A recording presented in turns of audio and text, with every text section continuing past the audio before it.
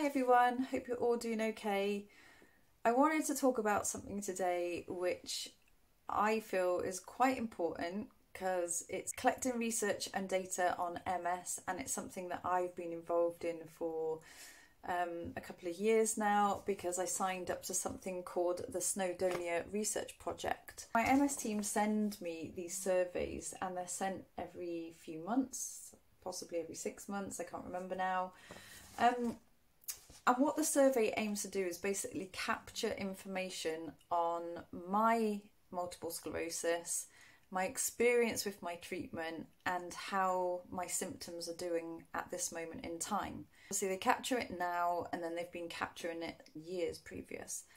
And I notice a difference every time I fill this form in because my answers definitely vary every month. So you have to be honest about how you've been feeling, and you have to be sort of just, straight with your answers really, because the research collected is so vital for them to understand how somebody is doing year on year really, like has there been any changes. I think that the surveys are really good, a really good idea. Sometimes I think that they don't capture like a lot of information that they could, because everybody's got different symptoms with MS. Like I would be looking, for example, for different questions on there because they don't talk a lot about fatigue, for example, but they ask a lot of questions about how far you can walk. For example, that page and that page is all about walking. And then this page here talks about the relapses that you've had within a year. So this is great. I think it's really good for them to capture this. The only thing that I was thinking as I was going through it is that there's a page here which says use of services. And what they're asking is how often in the last 12 months have I had an appointment with any of my specialists about my MS. So that could be my GP, my MS nurse, like an ophthalmologist, a pain specialist, a rehabilitation person. And as I was going down the list, so not seen 0, and seen like 3 times or more is 3. And pretty much most of my answers were 0. And then I was thinking to myself, well, they're going to think that's really good, like she's not really had any problems. However, I was actually thinking to myself that it wasn't through not wanting to see somebody and not needing to see somebody. I think my point is actually half the time I don't know who I'm going to anymore. Since I've come off the Lemtrada trial, which I was on for 12 years, it has been a difficult transition for me because when I first started the trial in 2009, I was going in every single month to do bloods.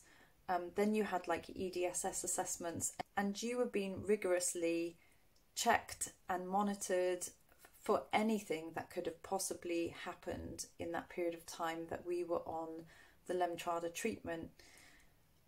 We were only really supposed to be on that trial for about 5 years, but then it extended and it kept going because they were finding out more things that were happening and they wanted to monitor us for longer. So we were actually on it in total for, I think it was about 13 years in total. Then I felt in 2019, after coming off the trial after such a long period of time, kind of feeling lost because I didn't really have there wasn't really any support there.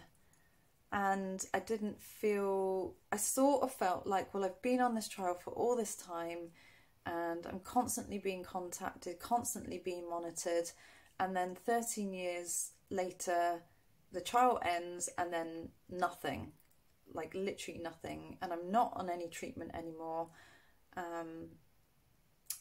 I've had my relapse in 2019 and it was almost like, where do I go? Where do I actually go?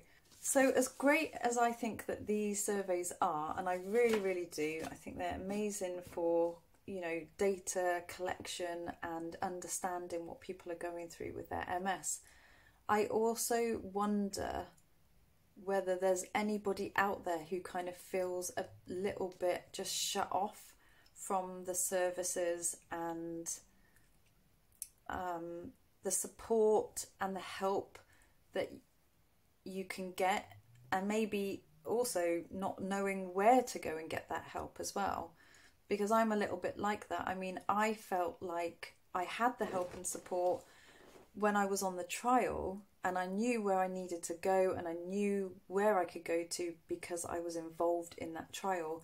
But since the trial, I'm really not sure, and it's almost as though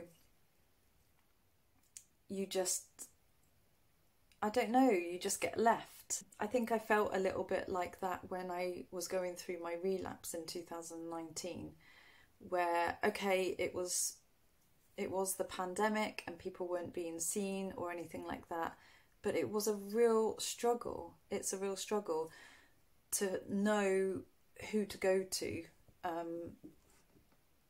when you're not on a trial. Where do you actually go?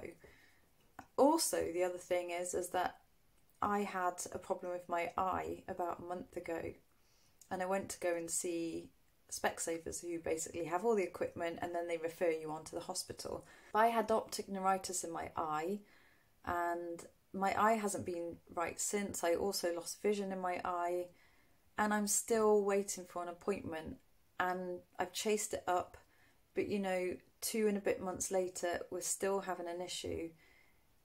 Just seems like such a long time to wait, and I know people are busy, and I don't expect to just be rushed into having the first appointment. But it was never like this. It was never ever like this. If I had an eye complaint, I would be seen, pretty much immediately. If I had a relapse, I was seen pretty much immediately. If I needed support or somebody to talk to, there was always someone to go to. Maybe I've just lost touch with what's out there. I don't know. I think it was just seeing that and circling those not seen, not seen, not seen. But it wasn't because I didn't need to see them. I would like to have seen somebody, but I really felt like nobody has been around or available. I sometimes feel a little bit lost in this whole support mechanism and where to go. But then, at the same time,